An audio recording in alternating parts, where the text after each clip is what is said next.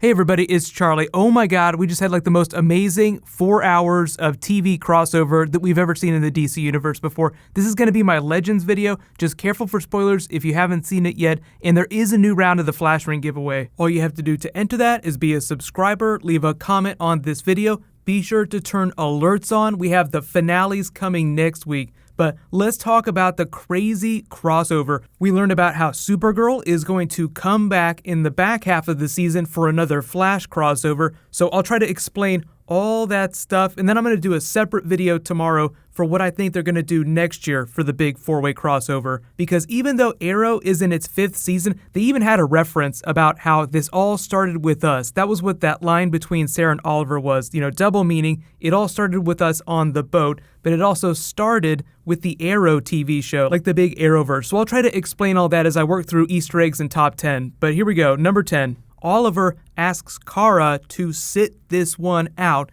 because she's an unknown quantity and he feels like he can't trust her. I know it felt like he was being a super dick to her, and he kind of was, like he was keeping her at arm's length just because he only has like so much weirdness that he can process. But you could also think of it as him being kind of like a battle commander, like you need to fully understand and trust all the people on your team, and he just felt like he couldn't trust Kara yet because he didn't know her that well. But that all changed by the end of the episode. So they also kind of did the same thing with Cisco and Barry. I know a lot of you are like, why is Cisco being such a dick to Barry? Number 9, Cisco finally comes around on Barry after he realizes that he also derps in the past, making the future invasion that much worse. So number 8, Cisco, Felicity, and part of the Legends go back into the past to capture Dominator and find out what the hell is going on. So they go back to that viral footage from 1951. We get to see Citizen Steel in his comic book costume for the first time, and Heatwave just barbecues one of the Dominators in the nuts. It was pretty hilarious,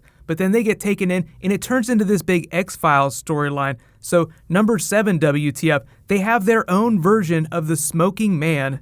So the minute he showed up in the past, I knew that he was the same old man in the future that had been there when the first president was taken. So I was like, oh, okay, they're doing an X-Files thing where you have an evil part of the government that tries to collude with the Dominators, make a deal for their survival. It's right out of classic X-Files. There was this big storyline during X-Files where aliens, bad aliens, were invading, and a group of humans, including the Smoking Man, colluded with them in order to ensure their survival. So like this is their version of that Smoking Man, who is now being sent to Antarctica. But because Cisco and Felicity are there this whole time, there are just all kinds of movie references being dropped. So the hypnotic, supersonic, funky fresh is a Sierra song. Felicity throws up twice and just starts making up words because she can't speak right. One of the gibberish phrases that she speaks is right out of a Star Trek The Next Generation episode. She says, Darmok a Jalad a Tengra. That's right out of an episode where Captain Picard has to understand this alien is speaking some different language, and he just keeps saying that phrase over and over. They drop the Princess Bride reference. Cisco drops a Spielberg reference, which is War of the Worlds. Then when they figure out they need to save them, he drops a Stranger Things shout out, Men in Black, Set Your Phasers to Stun, which is obviously Star Trek. So there were just pages and pages of Cisco and Felicity movie references. Number 6, Martin Stein's mystery daughter. Turns out she's like this super engineer, just like Ray Palmer, knows all about nanotechnology, but she turns into one of the emotional foundations of the story for Firestorm. But early on, just the look on Caitlin's face when she figured out that Martin Stein was going to erase her after they were done with all this, like you're just going to go back and just wink her out of existence. But obviously he comes full circle and he asks Jax to keep the secret from the team. So just remember now that Martin Stein has a big secret from the rest of the team. But they always say that like the best characters have a secret that nobody else knows about. But the problem with Firestorm is that they share a mind. So there are no secrets between Jax and Martin Stein. So that's why he had to make that deal with Jax at the end. But number 5, they learn in present day that the Dominators are after Barry because of Flashpoint. They had come in the past to 1951 because they detected metahumans and just wanted to see what was up. They knew about the JSA. So in the future, when they detected the changes in the timeline because of Flashpoint, that's when they came back. So Barry has to sacrifice himself or they'll kill all metahumans, and just because the bomb they're using is so big, it'll kill a bunch of regular people too. So Barry Allen just always gets the shaft anytime the universe is on the line. Crisis on Infinite Earths, during Flashpoint, he has to let the Reverse Flash go back and kill his mother again. Like, he has to willingly let him kill his mother. So as cool as it would be to have the powers of the Flash, the more powerful you get in the comics, the bigger sacrifices you're asked to make. But number 4, Cisco back in the present uses the transponder he stole off the alien ship to vibe him and Citizen Steel up and find out what's going on. So as nice as the Dominator is, he's like, yeah, we can't give you Barry. We're totally going to take him. We're totally going to blow up your race. And he even compliments Cisco on being a metahuman right before he tells him about the bomb that's going to kill all metahumans. So even with all the crazy vibe stuff that Cisco did in the episode, he's still not wearing the comic book costume in present day. He doesn't quite have the gauntlets on all the time. That will probably change in the back half of the season. I'm guessing by season 4, he'll at least start wearing the costume, and hopefully they can find a way for Killer Frost to use her powers too. But we can talk about that when I post my Flash video next week.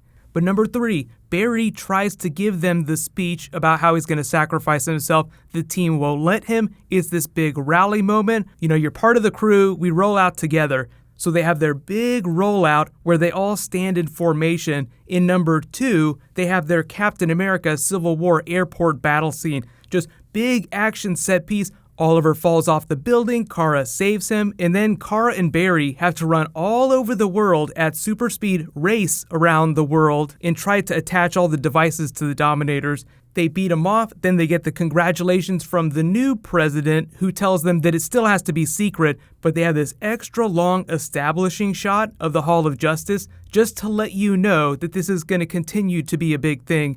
In number 1, all the after party, just like everybody saying their goodbyes, Cisco gives Kara the device that will allow her to open breaches so that she can come back for crossovers anytime she wants. She can call them anytime she wants. So very clearly, this is what they're going to use to get her back on the Flash for the second crossover in the back half of the season. So if you didn't know, there's going to be a Supergirl crossover with the Flash, just with the Flash, not with the other TV shows, in the second half of the season. It's going to be like their musical episode. We don't know a whole lot about it now, like what the twist is going to be, why it's going to be a musical. So that's a long ways off. Don't worry about it now. It's just that they have an easy way to get Kara on for crossovers now. But they said it only works for one person.